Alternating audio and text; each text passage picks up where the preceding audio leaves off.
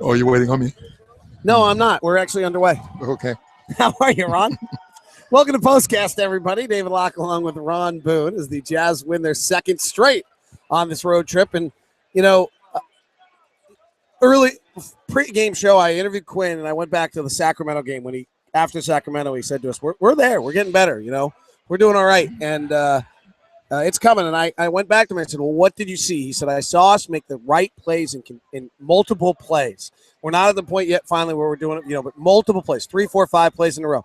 We saw tonight defensively them begin to make the right plays, 2, 3, 4 plays in a row.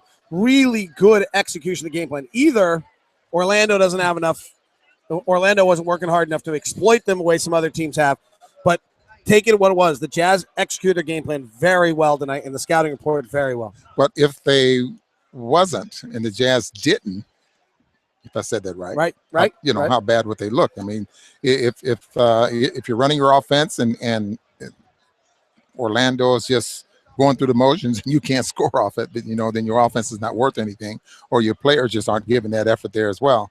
But I agree with, you know, Coach Snyder, and I know you asking this, and combinations out there on the floor have changed, and I think that has a lot to do with it. Oh, that's a great point, Ron. Let's dig into that. So Gordon is now playing the first 12 minutes, but the bigger change is the use of Enes Kanter as a second-team scorer. Now, frankly, without Gordon on the floor tonight, they really still scuffled. I mean, Gordon, I think, was plus 22 or so in a 7-point win, which is pretty telling, but you're right. They're playing, instead of leaving Alec out there on his own, Alec's now with Enes, and Enes is showing an ability offensively to carry the load a little bit. And this is why, David, you see some of the better teams in the NBA. And just think back, there's some of the better teams in the NBA. You can go to Cleveland, you can go to Portland and Golden State, where they have two guys that you have a lot of confidence that can get the job done. So if Gordon's off the floor, who's that guy right now that can make things happen? That scorer that can beat the defense, that can pass the basketball.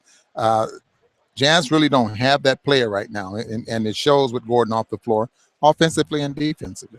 You know, the thing that jumps out to me tonight also is there's so many defense plays, and let's zero in on Enes for a second, because the number one thing the coaches are most pleased about with Enes is his ability to read and react and to play one way and make a next secondary action back to it, and particularly to stretch for. And tonight he had Channing Frye, who's about as difficult a matchup as he can possibly have, and he dealt with it really very well tonight.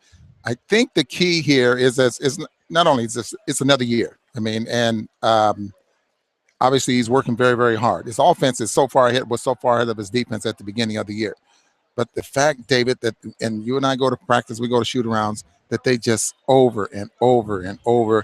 I mean, he's going to get this sooner or later. I'm sure that's what Coach Snyder is saying, is that he's going to get this.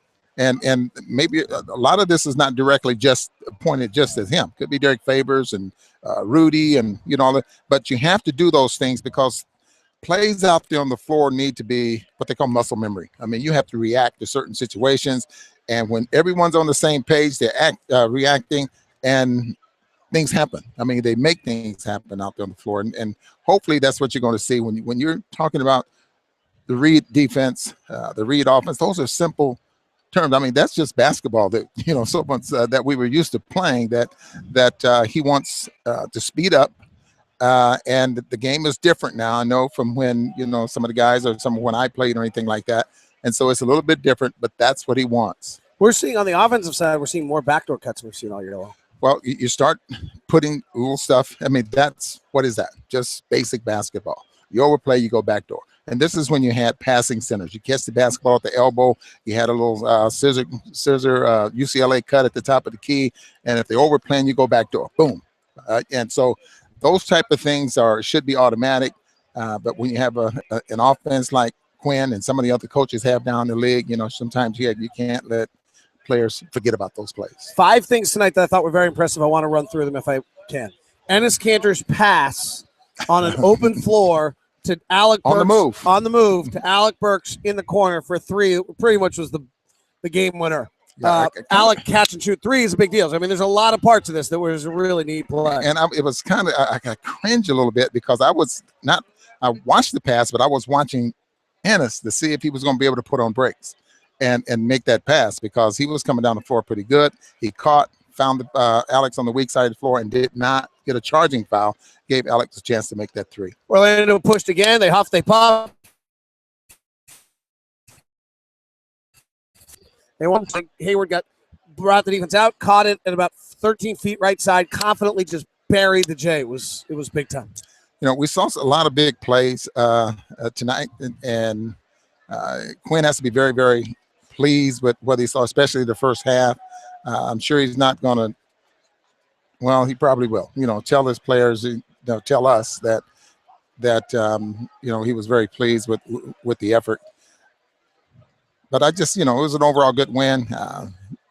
It's always good to get a win on the road there, that's for sure. Favors finishes with 23 and 10. Gordon had 10 points, 3 rebounds, and 6 assists. And Gordon had 2 points in the first half and seemed like he was done. And then boom. And then he asserted himself. And Ron, that drive into the body of the defender, step back in the lane, I'm not sure it's guardable, and I'm not sure he's missing it very often. Well, that's becoming one of his signature moves, especially going into the paint. And you see a lot of players do that. They drive in there, and they're going very hard, and the defender is there. So they put the shoulder in there, draw a little contact, and once you just take a little step back, now you got them. I mean, especially if you're 6'8", like Gordon, you just rise up and take. That's a high percentage shots when you can get the player to do that. And as a defensive player, if you put the body into me, I'm staggered, right? You have to. I can't go back out at you. Not quick enough. Yeah, you're not fast enough. A lot of good moments tonight. Defense was very good. Let's take a question from Australia and Philip Malone. Hey, mate. Are we getting close to the point where Ennis can hold his own enough on defense where Quinn can start to dictate the matchups a little more with Cantor's offensive skills? I thought it might have happened a little bit late tonight. I mean, he's trying to. They left him in there to guard Tobias Harris. That was a big statement by Quinn. It's a great question there too. I mean, that's something that we probably would like to see. I'm sure Ennis, if he works on his foot speed, and he would have to start looking at and working on moves that are made by small forwards and that type of thing in order to get a significant amount of time at that position. But eventually, from time to time, they just might have to put him out there. Final note I want to throw out there: 28. Good job, Philip. Final note I want to throw out there: 28 bench points for the Jazz. Remember, the Jazz coming into this road trip were third in the NBA most points by starters. In other words, getting nothing out of the bench. And 28 bench points tonight, 9 from Booker, 9 from Hood, 6 from Rudy Gobert. It's nice. Nice to play in the Eastern Conference. Nice to be coming together and growing. It's a nice stretch. Jazz are home against Minnesota on the Philadelphia on the 27th, Minnesota on the 30th, and Atlanta on the 2nd. Hopefully you can come out and join us for any of those ball games. This has been POSTCAST.